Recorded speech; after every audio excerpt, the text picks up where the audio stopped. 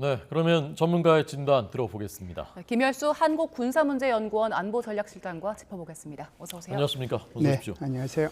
빈도는 점점 많아지고 있고요. 수위는 조금씩 높아지고 있다는데 어떤 패턴인 것으로 분석하셨습니까? 예, 지금 북한이 며칠 동안에 계속 발사했던 것이 SRBM이었거든요. 네. 그런데 이제 오늘 발사한 것은 IRBM 쪽으로 발사를 한 것 같습니다.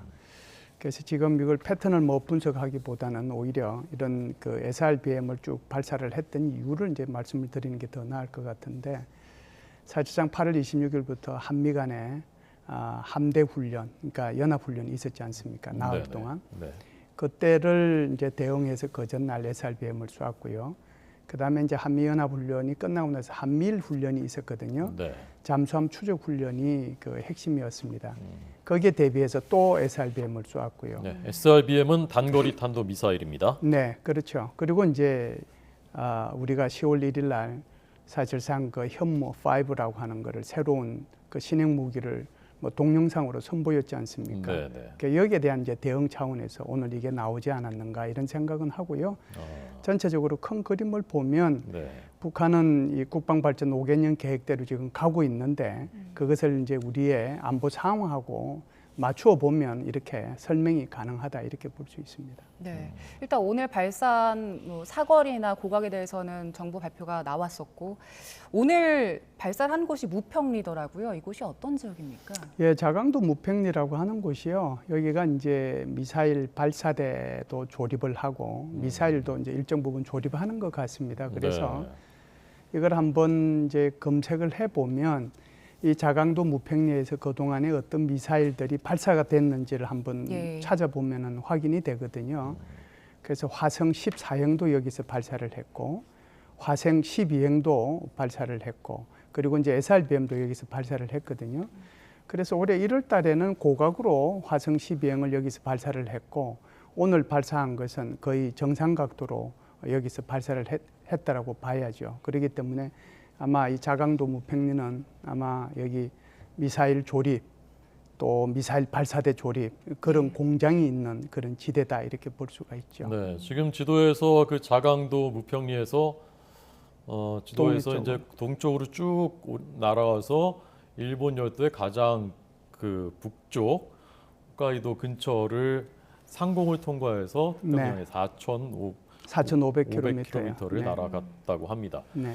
그래서 우리 군이 이번에 공개한 괴물 미사일이라고 부르는 현무 미사일에 대한 대응일 것이다. 그래서 이번엔 IRBM이다 말씀하셨는데 사거리별로요. 그 북한 미사일들 어떤 종류가 있고 이것이 무엇을 겨냥하는 것인지 그거 좀 다시 한번 좀 해설을 해주십시오. 네, 그 크게 보면은 이제 우리가 미국식 기준이죠. 미국의 기준으로 봤을 때 SRBM이 있고 그다음에 MRBM이 있고 IRBM이 있고 이렇게 나누는데요. 네. SRBM은 이제 단거리 미사일이라고 그래서 사거리가 통상 1000km 이내에 들어가는 것을 SRBM이라고 얘기합니다. 통상 북한판 이스칸데르, 북한판 에이테킴서, 그다음에 장사정포 이런 것들이 이제 여기에 해당이 되겠죠. 네. 그다음에 이제 MRBM이라고 하는 것은 준중거리 미사일이라고 하거든요. 요거는 뭐 거리마다 조금 차이는 있긴 한데 통상 1000km부터 한 2500km 정도를 얘기하는 거고요. 그다음에 이제 IRBM이라고 해서 이건 중거리 미사일이라고 하는데 이거는 이제 한 2500에서 5000km를 얘기합니다. 그리고 이제 우리가 흔히 얘기하는 ICBM이라고 하는 장거리 미사일이라고 하는 것은 5500km 이상을 날아가는 것을 우리는 장거리 미사일이라고 하거든요.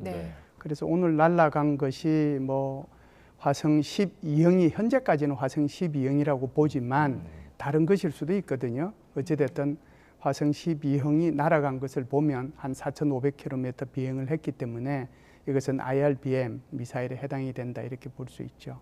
약 4,500km를 날아갈 수 있으면 어디까지 타격이 가능한 거죠? 지금 이제 북한에서 괌까지가 한 3,400km 정도 됩니다. 그래서 2017년도에 괌 타격에 대해서 한참 말이 많았을 때 소위 말하는 그 트럼프 대통령이 화형과 분노를 얘기하고 그랬을 때 김정은이가 여기에 대응한다고 그래서 괌 주변의 타격 지점까지 위도와 경도를 다 발표를 한 적이 있거든요. 네, 네. 거기가 3,400km니까요. 오늘 날아간 것을 보면 충분히 도달하고도 남는 거리고요. 그리고 이제 주일 미군 기지들이 있지 않습니까? 주일 미군 기지들이 전부 다 화성 12형 오늘 날아간 미사일의 사거리 내에 들어가 있는 거기 때문에 오늘 발사한 것은 아까 제가 말씀드렸다시피 우리가 10월 1일 날 공개한 괴물 미사일에 대한 대응 차원도 있지만 일본과 미국에 대한 그런 경고 차원도 같이 있다라고 봐야 되겠지요. 네. 일본은 뭐 주민 대피령도 내려지고 네. 그다음에 일부 지역에서는 열차 운행도 중단되고 네. 그랬다고 하는데 일본 입장에선 이 미사일 도발을 어떤 것 때문에 이렇게 위협적으로 받아들이는 것인지 그거 좀 자세히 설명해 주십시오. 굉장히 중요한 것은 그러니까 우리가 국토라고 그러면은 이제 영해, 영공, 이제 그다음에 땅 이게 다 해당이 되는 거잖아요. 네, 네. 그러니까 이것은 이제 주권의 범위에 속하는 거거든요. 이것은 누구도 침해할 수 없는 거란 말이죠.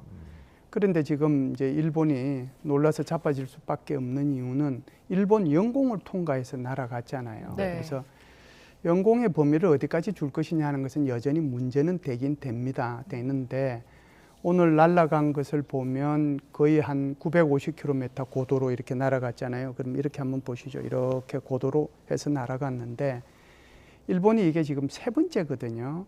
세 번째인데 첫 번째가 1998년도 대포동 미사일. 그때 이제 일본 열도를 한번 통과해서 갔고요.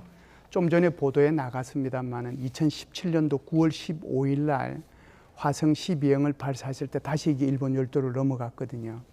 오늘이 세 번째인데 오늘 또 넘어갔단 말이죠. 그러니까 일본으로서는 정부도 그렇고 국민으로서도 이게 직접 바로 떨어지면 우리가 다 여기에 전부 다 피해가 되는 거잖아요. 일본으로 봐서는.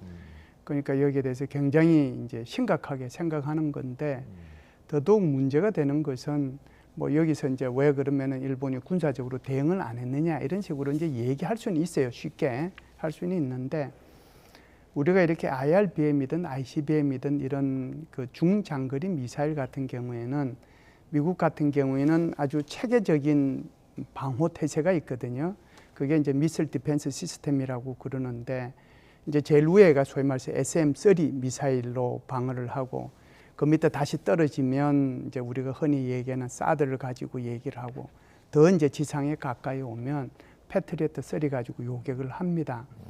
그런데 이거 같은 경우에는 SM-30 지금 일본 같은 경우에는 이지스함에 SM-30가 장착이 되어 있어요. 네. 그럼에도 불구하고 이것을 쏠 수 없는 게 쏴봤자 소용이 없는 게 예. 최대 고도가 500km까지 올라가요. 그런데 오늘 날아간 것은 얼마까지 올라갔습니까? 950여. 그러니까 안 되죠. 거기는. 그러니까 이 미사일 방어 체제라고 하는 것은 중간에 날아가는 것을 잡을 수 있는 것이 아니고 떨어지려고 할 때 500km, 그다음에 사드 같은 경우는 40에서 150km, 그다음에 이제 패트리어트 3는 40km 밑으로 이렇게 다층 방어를 하도록 돼 있는 거거든요. 그래서 날아가는 것은 그는 뭐 어느 누구도 지금 현재 기술로서는 방법은 없다라고 봐야죠. 그렇기 때문에 더 일본 정부나 국민으로 봐서는 굉장히 불안에 떨 수밖에 없는 상황이고 이것을 계기로 해서 일본은 재무장화의 길을 나가는데 국민을 단계시키는데 아주 좋은 계기를 가졌다라고 생각을 할 겁니다. 네. 최근 북한의 도발 움직임으로 봤을 때 앞으로 추가 도발 가능성은 어떻게 보세요? 추가 도발 가능성이 있는데요. 제가 좀 전에 이제 말씀을 드렸다시피 오늘 쏜 것이 현재까지는 화성 12형에 가깝다. 그리고 올해 1월 달에 쏜 것도 바로 거기서 쏘았고 오늘 쏜 것도 거기서 쏘았고 그렇기 때문에 전체적인 사거리로 보면 그러긴 한데 제가 여전히 조금 의문은 있어요. 왜 그러냐면 2017년도 9월 15일 때도 정상 각도로 쏘았는데 그때 날아간 거리하고 고도하고 오늘 날아간 거리하고 고도하고 좀 차이가 있습니다. 제가 그냥 간단히 말씀을 드리면 2017년도 9월 달에는 3,700km를 날아갔고요. 고도는 770km거든요. 그런데 오늘 날아간 것은 4,500km의 고도는 970km 정도 되니까 그때보다는 훨씬 성능이 더 좋아진 거거든요. 그렇다라고 한다면 만일 내일 북한 신문에서 노동신문에서 이것을 공개하지 않으면 이것이 여전히 화성 12형인지 화성 12형의 개량형일 수 있겠죠. 개량형인지 그렇지 않으면 화성 17형은 계속해서 지금 고각 사격만 했거든요. 실패도 했고 올해. 그것을 조금 이렇게 줄여가지고 쐈을 수도 있고 그렇기 때문에 여기에 대한 분석은 더 필요하다라고 보고요. 그런 차원에서 보면 제가 볼 때는 원래는 10월 16일부터 10월 23일까지 일주일 동안 중국의 공산당 제20차 당대회가 있기 때문에 시진핑이 황제로 등극하는 날이잖아요. 그래서 적어도 23일까지는 안 하고 24일 이후가 되면 그때 뭐 핵실험이든 이렇게 적어도 IRBM이든 또는 ICBM이든 이런 미사일 발사의 가능성이 있을 것이다라고 저는 그냥 혼자서 추측만 하고 있었어요. 그런데 오늘 이제 이것을 쏘았거든요. 이것이 도대체 이걸 이제 어떤 식으로 해석을 해야 될지 굉장히 좀 난감하긴 한데 제가 볼 때는 미국에 대한 그런 그 경고도 있고 일본에 대한 경고도 있고 한국에 대한 경고도 있지만 중국에 대해서도 섭섭한 감이 여기에 좀 녹아 있을 수도 있겠다 이런 생각은 개인적으로 합니다. 이거는 순수한 개인 의견이에요. 네.